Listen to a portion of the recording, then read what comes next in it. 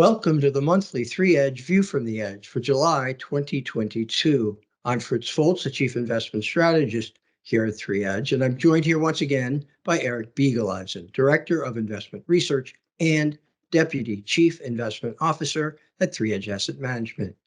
As we do at the beginning of each month, Eric and I will provide our firm's most recent outlook for the global capital markets, which is based on our proprietary research model. We have a great deal to cover, so let's get started. The end of last month closed the door on the first 6 months of the year, and the S&P 500 index declined by over 20%, posting the worst first half of any year since 1970. And not only did stocks fall, but bond yields rose, meaning that the price of bonds also declined. The surge in inflationary pressure this year has forced the Fed to pivot and raise short-term interest rates aggressively in order to seek to combat inflation. Here at 3Edge, our portfolios have been positioned defensively throughout 2022, and that has paid off thus far.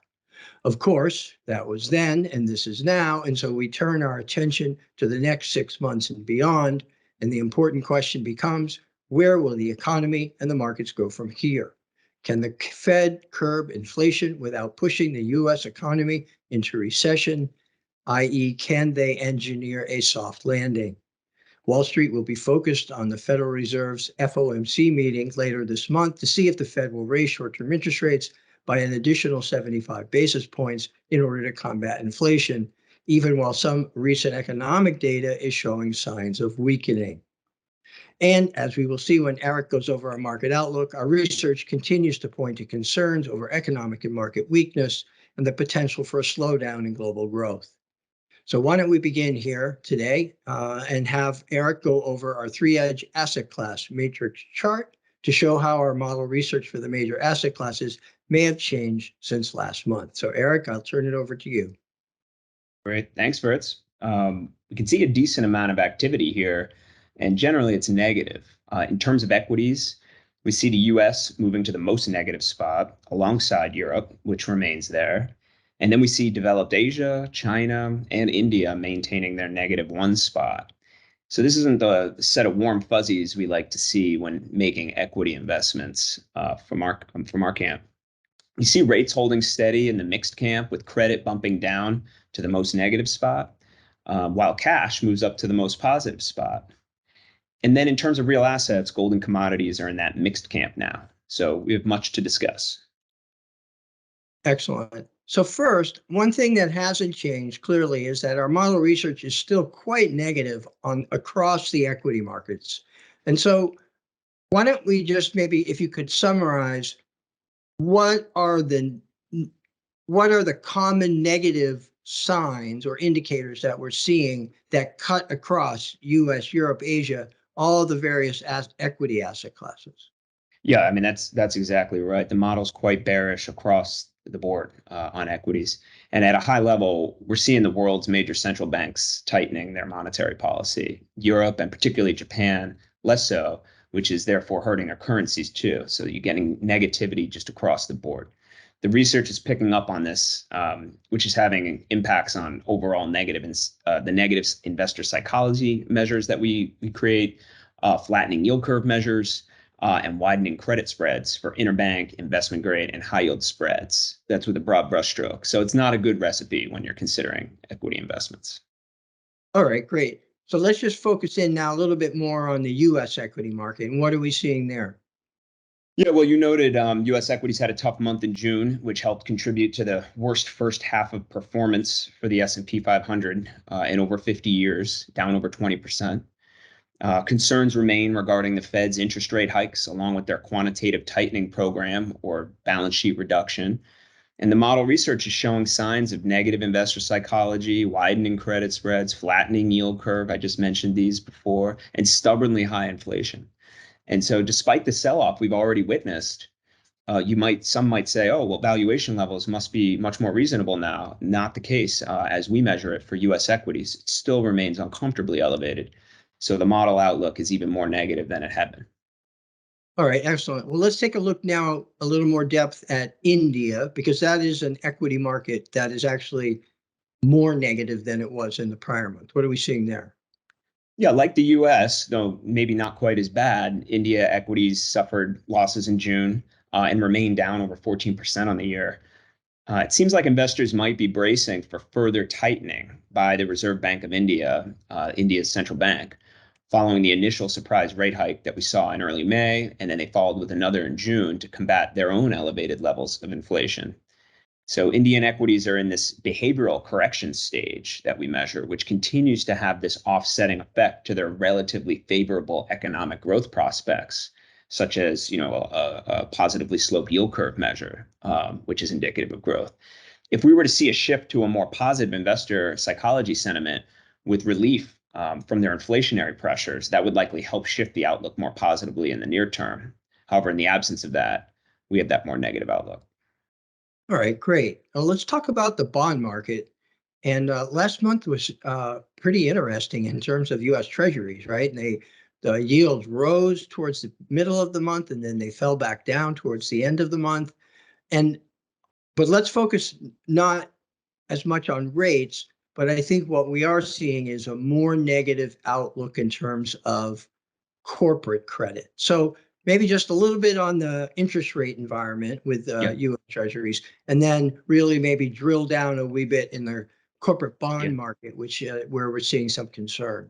Sure, sure. Yeah. So, like as you mentioned, Treasury bonds have been on a roller coaster. They started the month around 2.8%. The 10-year almost touched 3.5% intra-month. And following the July 4th weekend, touched 2.8% again. So it's been a wild ride for a bond investor. And just to put that into performance for a bond investors, holding a fund of 7 to 10 year treasuries, they would have lost almost 5% mid-month, only to nearly recover it all by month end. And yet year to date, that same type of fund is down nearly 11% through the first half of the year. So it's been a lot. In terms of how that influences and impacts credit markets, they're no doubt influenced. One of the underpinnings of measuring any form of credit sensitivity is starting with the treasury or the risk-free rate. Our outlook is even more negative as the risk of a global economic slowdown is increasing due to the rising inflation and global monetary tightening. The threat of continued credit spread widening is of large concern, as firms may be unable to roll over or refinance their debts and or take on new debt for new projects as rates continue to rise. Hence the move for credit down a peg for us. So definitely caution is warranted in the corporate bond market at this Yeah. point. All right, let's shift gears, look at real assets. I know the model is now less positive on commodities, but maybe hit both gold and commodities in the real asset category. Yeah. Real assets, including from our perspective, gold and commodities broadly, experienced losses in June, brings gold's year-to-date return slightly negative through the end of June, though commodities are still positive on the year, one of the only bright spots in our investment universe. Tight monetary policy is helping to prop up the US dollar, which generally tends to hurt gold. In addition, real rates, that is nominal rates less inflation expectations, as indicated through the Treasury inflation protected securities or TIPS market, those remain positive, which is another negative for the gold outlook. Though gold may act as a haven with respect to all the geopolitical situations that we're in, notably Russia's war in Ukraine, energy issues in Europe, the rise of labor unions going on strike, etc. So overall, the outlook for gold is mixed. And should the Federal Reserve abandon their type policy, gold would likely benefit from that. Similarly, the model research has a mixed outlook now for commodities. And while still undervalued by our measure relative to equities, shorter term concerns with respect to widening credit spreads that we keep talking about, which are occurring globally, along with China's slowdown, has reduced the outlook in the near term for commodities. But the potential for energy commodities to perform well in the short to intermediate term exists should energy supplies to Europe be interrupted, whether due to labor union strikes I mentioned or Russian pipeline control. All right. Let's shift gears now and discuss, I guess it's an asset class that we usually it doesn't garner very much attention, and that is cash, which is currently among the most attractive major asset classes that we model, at least on a relative basis. So maybe if you could touch on cash and what role it plays in our portfolios and how the model views cash now, that would be helpful. Yeah, I'm glad you brought that up. We do view cash as an asset class, and in our modeling efforts, we generate what we call 12-month forward-looking risk-adjusted projected returns for each asset class that we model, and this includes cash. These asset class projections fight for allocation in the portfolios based on their relative projections to one another, but most importantly, relative to the cash projection. Now, for some time, the cash projection has been at or near zero, so not much of a bar for an asset class with even a tiny positive projection to get at least some allocation in the portfolio. But times have changed, and the bar is rising, meaning that the causal factors that drive these asset class projections, need to work harder to get into the portfolio.